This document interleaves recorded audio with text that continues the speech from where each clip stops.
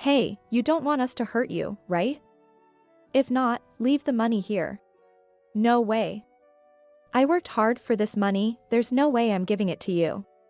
I was suddenly picked on when I was walking with my child through a dark alley near the station. And now they were trying to mug me. But I'm not the kind of woman who yields to such things. We're the mafia, you know. Really? You guys look pretty weak to me. I taunted them, and just as expected, they tried to punch me. However, someone stopped them. And then, they spoke to me. Ma'am. Good evening. My name is Emily. I work as an office clerk at a small company, living a pretty normal life. But there are two things that make my life far from ordinary. I'm 26 years old, and I have a 5-year-old daughter named Jennifer. I'm a single mother raising Jennifer on my own. I married my ex-husband when I was 20, but we divorced for various reasons. One of those reasons was that we were growing apart. Even so, I still see my ex-husband regularly for our daughter's sake and because of child support. I don't have a bad relationship with him at all. In fact, I still love him very much. One of my daily routines is picking up Jennifer from kindergarten after work. Jennifer, I'm here. Thanks for waiting. Mom, you're so late.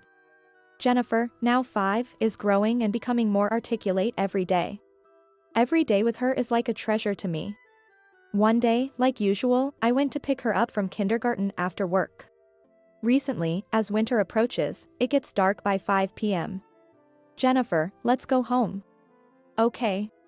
Hearing her cheerful response, I greeted her teacher, Ms. Taylor, and we left the kindergarten hand in hand. It was already dark outside. The area around the kindergarten is well lit, but it gets pitch dark once you enter a side street. Mom, it's cold. It is cold, isn't it? Let's hurry home. With each passing day, the temperature drops, and we just want to get home and warm up as quickly as possible.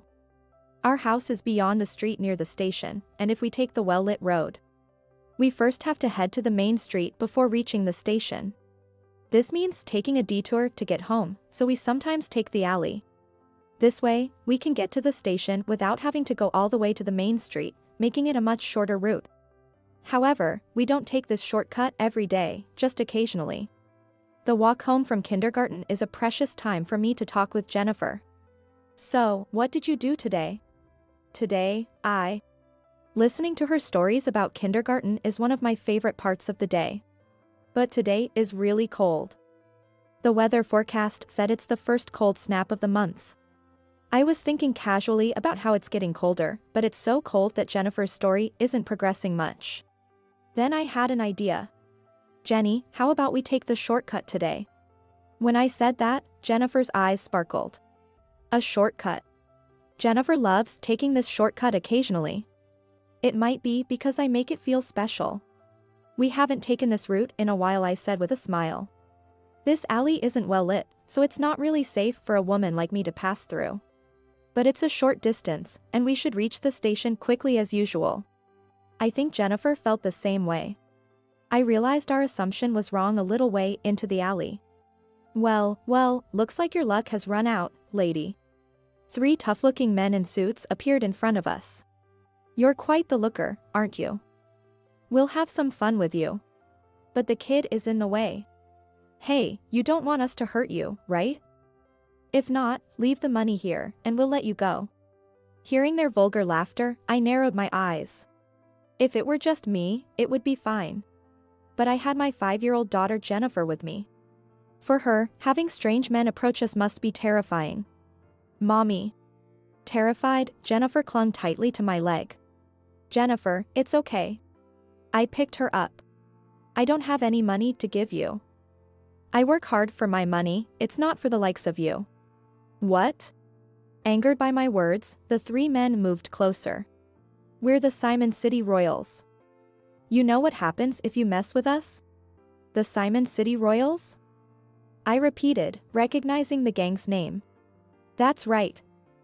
Before you get hurt, leave the money and go. These guys are really from the Simon City Royals?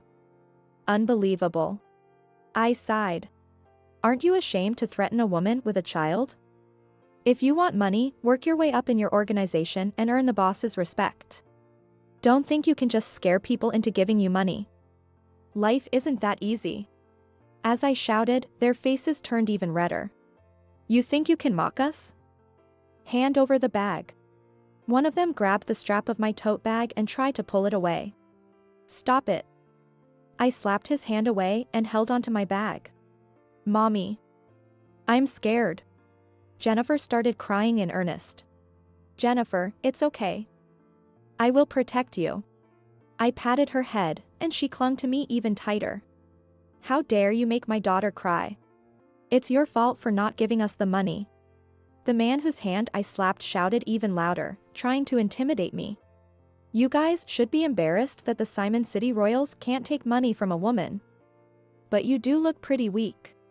So I guess it's understandable. I taunted them more. You bitch. Enraged, all three of them lunged at me. At least come at me one at a time, geez.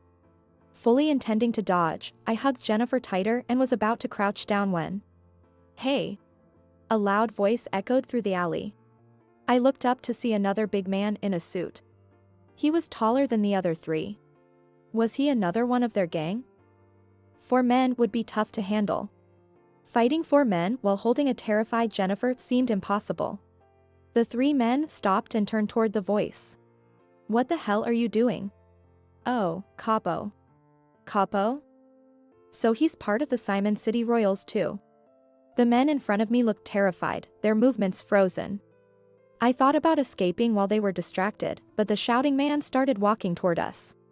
As he approached, I saw a gold necklace reflecting the light, and tattoos on his arms where his sleeves were rolled up. He also had a scar on his forehead, clearly indicating a higher rank than the 3 men in front of me. Wait, this man. What are 3 men doing harassing a woman in an alley? Huh? Ah. The 3 men visibly trembled. It's not what it looks like, Capo. This woman, she... Don't make excuses. He shouted again, then turned his gaze to us. I'm sorry if my men caused you any trouble. Wait, are you Ryan? Huh? When I spoke, Ryan's eyes widened. Ma'am. It is you, Ryan.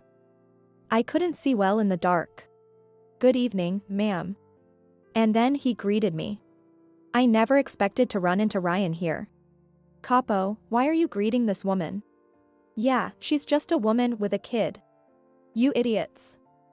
This woman is the boss's wife. What? The 3 men who had been crowding around Ryan froze again. Actually, ex-wife. I'm the boss's ex-wife, I corrected. Yes, I used to be married to the boss of the Simon City Royals. I held Jennifer even tighter. Ryan, these men made Jennifer cry. What kind of training are you giving them? Ryan glared sharply at the 3 men. You scared the boss's daughter.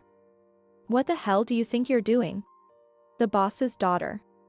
Of course, Jennifer is the only child of the Simon City Royals boss. This must be some mistake. There's no mistake. Madam and her daughter are the boss's family. Ma'am, I'm deeply sorry. These men are new recruits. You 3, apologize properly. Ryan shouted again, ordering them, and the 3 men quickly came to me and bowed deeply.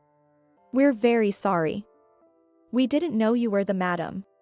What, so it's okay, if it was someone else? No, no. They averted their eyes at my retort. Do you think just because you're new recruits you can mug people in alleys? Mugging. Ryan's voice boomed. They demanded money. From a woman with a small child. They likely targeted me because women are often seen as an easier target. And their approach seemed well practiced. They must have done this several times around here. I'm sorry, but I'll be reporting this to Andrew. I'm meeting him soon. Ah. Ryan, you don't need to report this. You 3 will report to the boss yourselves. Tell him you tried to mug his ex-wife in an alley. No way. That's the consequence of your actions. Do you understand? I took photos of each of them and said, you know what happens if you try to run, right? Ryan, is that okay? I asked. Whatever you decide, ma'am. Given the go-ahead, I decided to handle it my way. I don't care about myself, but I can't forgive them for making Jennifer cry. By the way, Ryan, what are you doing here? I was out collecting money and heading back when I saw our organization's car at the alley entrance. Wondering why it was there. I looked down the alley and saw these guys harassing a woman, so I intervened. Thanks for stepping in. It was hard to handle while holding Jennifer. Jennifer, it's Ryan. Ryan? Ryan sometimes accompanied Andrew during his visits, so he knew us well. As I gently patted Jennifer's back and mentioned Ryan's name, she lifted her face from my shoulder. Jennifer, it's Ryan. Are you okay? Ryan. Recognizing a familiar face, Jennifer reached out to Ryan and started crying even harder. Ryan, can you take care of Jennifer for a bit? Of course, but what about you, ma'am? I'll just give these guys a punch each. And so, I punched each of them with all my strength. Today is the day for Andrew's monthly visit with Jennifer. Even after the divorce, we ensure they meet once a month. It was an amicable divorce, and Jennifer has the right to see her father. Plus, I still have feelings for him. Daddy! Jennifer ran into Andrew's arms. Jenny. Andrew showered her with affection. Watching their heartwarming interaction, I couldn't help but smile broadly. Since becoming the boss of the Simon City Royals, Andrew has often worn a stern expression. He's trying to look the part, making a deliberate effort to appear tough. But in front of me, Jennifer, and those he trusts, he relaxes and shows his true self, which I love. Andrew, though the boss, is a gentle man who hates conflict. Yet, he became a strong leader, inheriting the role of boss. Andrew and I grew up together as childhood friends, our families living near each other and frequently interacting with the Simon City Royals. We attended the same extracurricular activities and often spent time together. As a child, Andrew was really timid, with a small voice and a tendency to cry easily. I always felt the need to protect him. Using techniques we learned in karate and taekwondo classes, I defended Andrew from any trouble. I think I felt a strong responsibility to protect him. But every time, Andrew says, "Thank you so much, Emily." I was probably drawn to him because of his gratitude. The role of boss in the Simon City Royals was hereditary, so it was decided from birth that Andrew would eventually become the boss. He also had to marry and have children to continue the lineage. When we discussed our future after high school, Andrew told me his path was already set, and he also needed to get married someday. I knew his family was part of the mafia, but I didn't know that Andrew's future was already decided. Is your marriage partner already decided? No, I don't think so. They said I would start preparing to join the organization seriously after graduating from high school.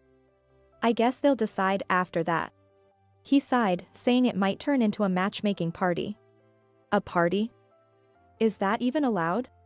Well, unless they find a partner for me, that's probably what will happen. I mean, marrying someone I barely know isn't really appealing to me. His expression grew darker, and his sighs heavier. Then Andrew, why don't you marry me? What? Andrew made a strange sound, looking dumbfounded at my words. Andrew, do you dislike me? Of course not. I actually like you a lot. Then it's settled. When we graduate, let's get married. That way, you won't need to find a new partner. I don't mind, but... Are you sure about this, Emily? Andrew asked shyly. Of course, I'm proposing to you, aren't I? And so, our proposal was a reverse proposal from me. My parents were against the idea of getting married right after high school, or so I thought, but surprisingly, they allowed it easily. I figured if you were getting married, it would be to Andrew. Honestly, I can't see you with anyone else. Was there reason? My parents really understood me well. Apparently, Andrew's parents felt the same way, so our marriage was easily approved, and we got married right after graduation. Shortly after, I found out I was pregnant, and before we knew it, we had a baby. Honestly, I was really happy at that time. But the reason we separated was because, shortly after our daughter was born, Andrew came to me and said, "Let's get a divorce." Around that time, Andrew's father, the boss of the Simon City Royals, had fallen ill and was planning to pass the leadership to Andrew. However, some members of the organization had been opposing the idea of Andrew, who was known for his gentle nature, becoming the next boss. This opposition had become a significant issue within the organization, leading to a tense situation. Andrew was afraid of dragging Jennifer and me into this conflict. I won't give up. Emily, you might not give up, but Jennifer could get hurt. I don't want to involve my precious family in this any further. I asked him if we could leave the organization and start a new life together. That's absolutely impossible. As the boss's son, I can't betray the members who have supported me and recommended me for this role. Andrew was firm in his resolve, and I couldn't argue any further. He promised to recognize Jennifer and provide child support, asking me to live a peaceful life with her. I couldn't refuse him. If something happened to Jennifer, I wasn't sure I could stay calm either. And Emily, you're a girl, so you should learn to avoid fighting and escape when necessary. I can't promise that. As long as we weren't together, I had to protect Jennifer myself. Literally, I was the only one who could protect her. With this determination, I left the Simon City Royals with Jennifer. Andrew convinced me that staying married could bring unforeseen dangers, so we officially divorced and now live separately. By the way, our parents told us, put Jennifer first and do what you think is best, so we've really been able to do as we please. I looked at my ex-husband sitting in front of me. So, Emily, what did you want to talk about? Andrew asked, smiling with Jennifer on his lap, happy to see her after a month. Sensing it was a serious matter, he called over a member to take care of Jennifer. Having known each other since childhood, he could read my expression perfectly. Once alone with my ex-husband, I started the conversation. Andrew, I really think the recent training of your organization members has been lacking. Why do you say that? Didn't you hear from your members? Jennifer and I were mugged by some of them. What? Andrew stood up in shock, causing the teacup to rattle. If he didn't know, it means they didn't report it, even though I told them to. Thinking they might have already fled, I decided to give Andrew their photos later. Are you and Jenny okay? Of course, we are. Luckily, Ryan happened to be there. Ryan didn't mention anything. I told him not to. Andrew, I didn't want to interfere with your organization, but recently, the Simon City Royals haven't had a good reputation. People say your members are misbehaving. This rumor was true. Even among my fellow moms at Jennifer's preschool, there's talk that the Simon City Royals aren't exactly nice people. I've seen members acting arrogantly because they are in the mafia, and we were mugged the other day. Ever since you became the boss, people have been saying this. It's really time to get things in order, Andrew. After the succession issue, Andrew became the boss, but some members left or refused to follow him, dissatisfied. While Andrew's leadership was later praised, he might still be underestimated within the organization. I understand. If they endangered you and Jenny, I won't let them off the hook. Huh? I need to make a call. With that, Andrew walked away and started making a phone call. Andrew returned about 10 minutes later. Who did you call? Just someone. He didn't elaborate, and we ended the meeting there. A few days later, Andrew summoned me to the Simon City Royals main house. I left Jennifer with my mother. Good day, ma'am. Alex, the Simon City Royals' third-in-command, greeted me. He escorted me to a room where Andrew, Ryan, and the 3 men who had mugged me were waiting. They sat huddled in a corner, trembling.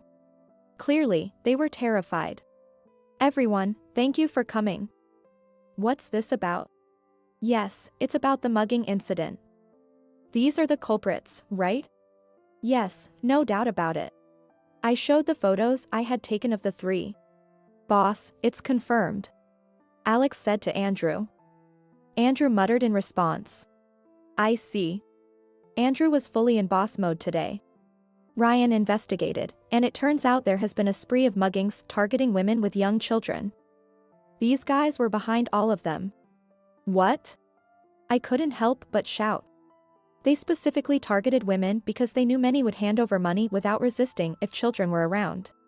Alex added, and they would less likely fight back if they were confronted by men, which only fueled my anger further. Unbelievable. That's why they targeted me? They've been preying on women? This is outrageous.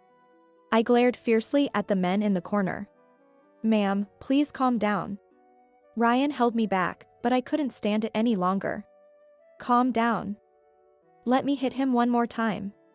Emily, calm down first. Andrew's voice drew everyone's attention. Of course, this was all done without my knowledge. I had no part in it. Obviously. There's no way you would have ordered something like this. When I shouted that, Andrew gave me a slight smile. He quickly returned to his boss demeanor. We'll return all the money they extorted and pay compensation to the victims. I promise they will earn that money through hard labor. But first, I'll personally make them pay. Alex cracked his knuckles. You've tarnished the Simon City Royals' name and disgraced me. You won't get away with this. Andrew's low voice resonated throughout the room. The culprits were taken to the punishment room, where Alex, known as the strongest enforcer in the Simon City Royals, gave them a harsh lesson. Screams from the punishment room echoed for over 2 days. I wish I could have hit them one more time. That was scary. After Ryan and Alex left, Andrew collapsed on the spot. Great job, you really did well. Did I look like a proper boss? Absolutely. Andrew looked incredibly impressive as the boss. It was refreshing to see him in this role, and I realized how hard he worked every day. Andrew publicly announced that the recent muggings targeting women and children were carried out by Simon City Royals members and declared that such actions would never happen again. He began an internal investigation, punishing those with poor behavior and working to rebuild the Simon City Royals' reputation. The organization started participating in community cleanups and other activities to regain trust. Over time, the Simon City Royals gradually earned back the community's trust and were now known as the Kind Mafia. They particularly focused on supporting women and single mothers. This initiative partly stemmed from guilt over the muggings and partly from a desire to improve the lives of single mothers like me. Some of the people they mugged were single mothers like you, Emily. They felt they had no choice but to comply and hand over the money. Once those guys realized this, they specifically targeted single mothers. Hearing that they targeted such people, including you, made me furious. That's why I decided to focus on helping women and single mothers. I hope this makes it easier for them to live in this town. Andrew said this, a bit embarrassed but with determination, and he looked incredibly reliable. I was confident that he could create a more welcoming town. I wanted to support him and watch over him in this town. As women, we are often seen as being in a weak position. When people know we are single mothers, we are perceived as even weaker. Even though we live and work just like men, I wonder why we are seen as weak and targeted. I've learned self-defense and am outspoken, so I don't often get underestimated, but it's still a harsh world. Changing this perception, even little by little, is essential. I hope that this town is the place where such changes begin.